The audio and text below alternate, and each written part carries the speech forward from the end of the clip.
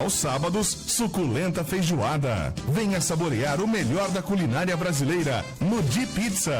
Além disso, o Di Pizza é um lugar bonito e agradável para você fazer negócios e reuniões. Di Pizza, bar e restaurante. 7625 North State Road 7, Parkland. Ligue 954-688-9701. Nossos laços estão aqui, traços que eu nunca esqueci, a coragem de partir, sempre lembro de sorrir. Abre a janela da sua casa, deixa o Brasil entrar. Sling TV, o Brasil na sua casa. Assine agora mesmo, sling.com/Brasil.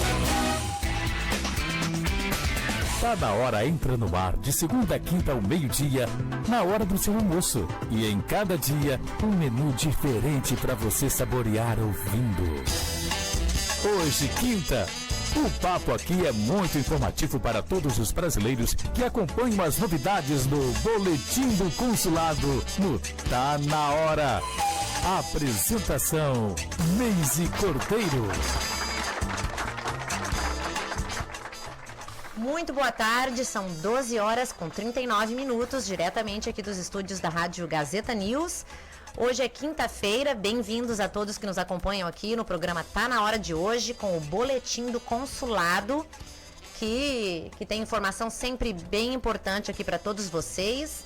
Mas antes de nós iniciarmos, só para vocês darem uma olhadinha aqui, ó, uma mensagem da Sling para todos vocês que estão querendo fazer uma assinatura e desfrutar, né, apreciar aqui canais brasileiros totalmente em português, como a TV Globo Internacional, Record TV Américas, PFC Internacional e Band Internacional e Band News. Tudo isso é oferecido no pacote Brasil Mega, que só com apenas $35 por mês vocês acessam esses canais e muitos outros se preferirem. Então a assinatura é super fácil, você só tem que entrar lá na sling.com/Brasil para saber dos detalhes e fazer a sua assinatura. E além disso, né, a hora do almoço e a hora do Di Pizza Restaurante Bar, que oferece aqui para vocês uma seleção maravilhosa de comidas brasileiras. Temos saladas, temos pratos quentes, temos as sobremesas, né, que é de dar água na boca, e um ambiente super agradável para vocês aí que buscam um lugar para fazer uma reunião de negócios ou celebrar também, né, celebrar a vida, né, e comer gostoso. Então, ó, é o buffet por peso que só o Di Pizza Restaurante Bar aí, ó, está oferecendo para vocês lá na 7625 North State Road 7 em Parkland. Então tá dado o recadinho aí para vocês e regressamos aqui com a participação do Leonardo Rabelo, que é o cônsul adjunto do Consulado Geral do Brasil em Miami, que traz notícias aqui pra gente a respeito do consulado honorário. Boa tarde, Leonardo. Como vai? Boa tarde, Neise. Tudo bem? Tudo jóia. Tudo Estamos bem. aqui. Obrigado mais uma vez pela oportunidade de falar. Imagina, sempre um prazer. Sim, você ia falar alguma coisa? Não, claro. Eu ia iniciar a conversa aqui com você a respeito deste serviço, né, que está disponível também em algumas regiões. Do que se trata, né, os consulados honorários? O consulado honorário é um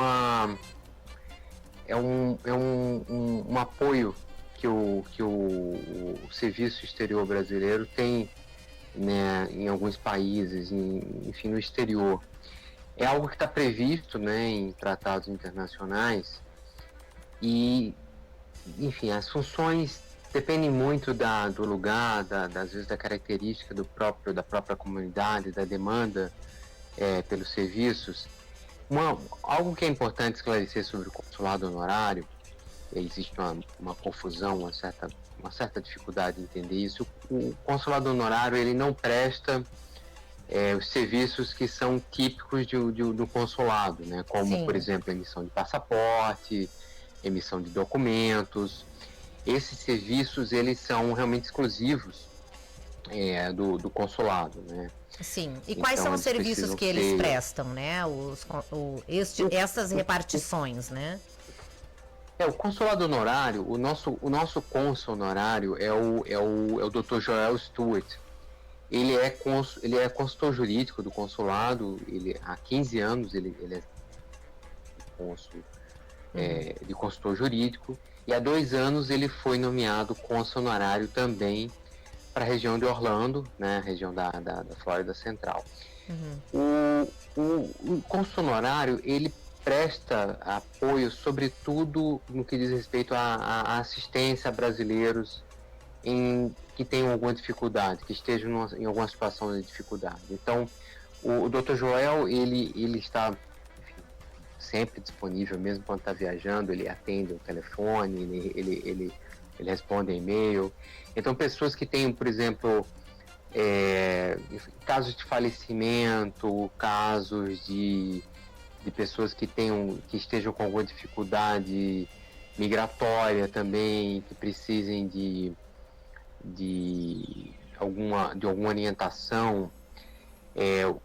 Outra função que o Dr. Joel nos ajuda bastante, às vezes nós precisamos entregar documentos para pessoas que têm uma situação bem particular, pessoas que têm dificuldade de se deslocar até o consulado. Sim. Sejam porque estão hospitalizadas, às vezes pessoas que estão encarceradas, que estão em presídios. Então, o cônsul honorário, ele pode ajudar o consulado nesse tipo de situação. Então, entrega de documentos, uma outra função que o cônsul honorário também tem, que o cônsul honorário pode desempenhar, é a de representar o consulado em algumas situações, também ajudar a organizar consulados itinerantes. Então, o Dr. Joel nos ajuda, por exemplo, a organizar em Orlando. Em Orlando nós temos já um parceiro já importante que sempre nos ajuda na organização de consulados itinerantes, mas em outras cidades o Dr. Joel nos ajuda a encontrar instituições que possam apoiar a realização de atividades do consulado. É só importante, só às vezes uma dúvida, no caso a figura do consulado honorário aqui na Flórida, ela se confunde com a figura do próprio cônsul honorário, né? Uma vez que ele não tem um ajudante, né? Em alguns casos, em alguns países ou em alguns estados dos Estados Unidos existe uma estrutura com auxiliares, enfim, que se reportam ao cônsul honorário. Aqui em Orlando, na Flórida, né, o cônsul honorário, ele trabalha só. Ele tem até um escritório em Orlando, mas enfim, às vezes ele recebe algumas pessoas, existe uma estrutura física lá, mas em geral ele responde as pessoas por telefone, por e-mail, por WhatsApp. Sim. E, Leonardo, então só para esclarecer aos ouvintes, né, e as pessoas que nos veem hoje, o consulado honorário não é o mesmo que o consulado itinerante, correto? Não. O consulado itinerante é basicamente tudo que nós fazemos no consulado, quase todas as funções que nós desempenhamos aqui, nós nos deslocamos para alguma cidade, e lá nós estabelecemos, isso nós fazemos finais de semana, né, sábado e domingo, e nós prestamos os serviços que nós prestamos rotineiramente aqui no consulado, né? Às vezes nem todos os serviços. A ideia do consulado itinerante é atender aquelas pessoas que muitas vezes têm dificuldade de se deslocar até o consulado durante a semana, porque trabalham, porque têm suas atividades e visa facilitar, né, a prestação do serviço, né? Exato. Então, nós geralmente fazemos consulados itinerantes em Orlando, né? Tendo em vista a dificuldade das pessoas muitas vezes se deslocar para cá, para Miami, para obter um serviço. E, geralmente os consulados em Orlando ele tende a atrair também pessoas que estão ao norte de Orlando, muitas vezes até Tallahassee, né, capital, Gainesville, Jacksonville, pessoas de Tampa também se deslocam para Orlando para receberem serviços, né, consulares. Sim. E também esse ano nós fizemos um outro consulado itinerante na cidade de Pompano, né, Pompano Beach. Apesar de não ser tão distante do consulado, tem uma demanda muito grande por serviços. Muitas pessoas não conseguem se deslocar durante a semana, tem dificuldade até de se deslocar até Miami, né, até o sul de Miami, Claro. para prestar um serviço, para receber um serviço. Então utilizam o consulado itinerante. Perfeito. Mas realmente são duas ideias diferentes, são duas instituições diferentes, né? Sim. O cônsul honorário geralmente nos apoia mais em serviços de assistência, pessoas que estão em situações de hospitalização, prisão, aquelas pessoas que têm dificuldades até o consulado. Então ele leva documento das pessoas muitas vezes no final de semana. Então ele tem uma função honorária, né, honorífica. Ele não recebe nenhum tipo de pagamento pelo serviço que presta, nenhum emolumento. São serviços que são prestados gratuitamente e são serviços em geral para pessoas que têm alguma situação difícil e estão longe de Miami, né? Sim. E, por exemplo, estes consulados honorários, eu sei que, por exemplo, em alguns locais que estão distantes de um consulado, né, o consulado geral, algumas pessoas da comunidade podem aplicar para tornar-se cônsul honorário, correto? Qual seria, assim, sim. os requerimentos, né, os requisitos para alguém em alguma cidade nos Estados Unidos para fazer essa aplicação e conseguir colocar um consulado honorário na região, na área? Em geral, a exigência é que seja alguma... Ele não necessariamente precisa ser um brasileiro, pode ser um cidadão norte-americano. No caso do Dr. Joel Stewart, ele é um cidadão americano. Em geral, os requisitos é que sejam pessoas que tenham um bom trânsito junto à comunidade brasileira e que tenham um bom trânsito junto às autoridades locais, que tenham a facilidade de conversar com prefeitos das regiões, que tenham a facilidade de ser recebido por governador, por prefeitos de condados, né, com autoridades policiais. Então, os requisitos seriam basicamente esses. Não é algo, obviamente, pessoas com reputação ilibada e que tenham interesse e que tenham, de fato, condições de prestar apoio aos brasileiros, né, na região em que vai atender. Uma vez que o cônsul honorário ele é escolhido, nós precisamos enviar essa sugestão para Brasília, né, para o Ministério das Relações Exteriores, para a sede, que vai avaliar o currículo e todo o histórico de serviços prestados pelaquele cidadão e vai aprovar, né? Aprova ou não aprova a escolha, né? A sugestão. O nome, então, é publicado, uma publicação, uma nomeação formal, isso sai em diário oficial no Brasil, e há mandatos que, em princípio, são mandatos de 2 ou 4 anos, mas que podem ser estendidos, né? Ok. E você saberia algumas destas cidades que, por exemplo, algumas regiões aqui que provavelmente serão implementadas essas repartições ou que têm interesse, né, de fazer parte também de um consulado honorário?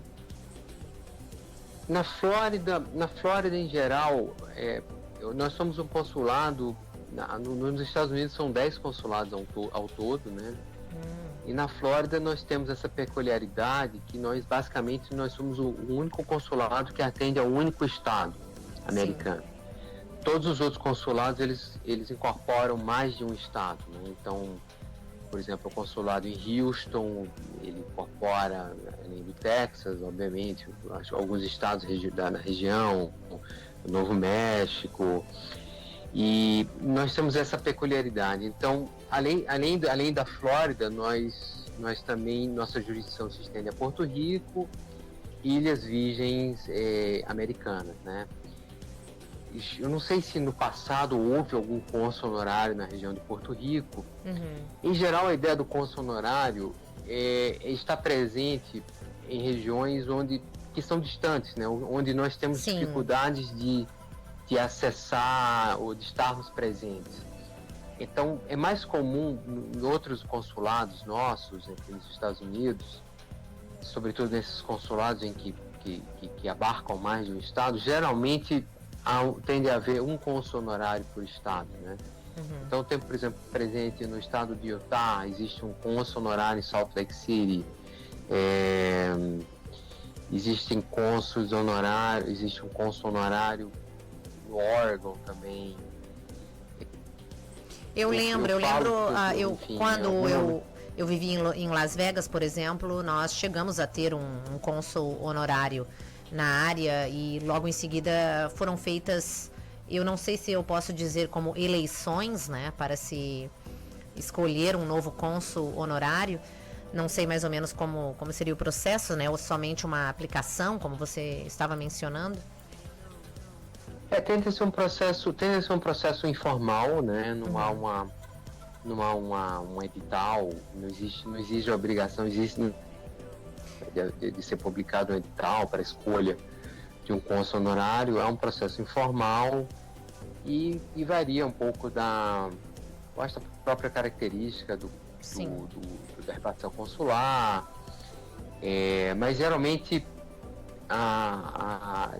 tende a ser ou por indicação alguém que manifesta interesse em ser cônsul honorário para uma determinada região, ou às vezes um próprio convite, né? O próprio convite do cônsul geral, por exemplo, o cônsul geral em Miami poderia convidar outras pessoas, se entendesse que é o caso, né, para alguma região específica. E perfeito. E tem algum limite de idade, uma idade mínima?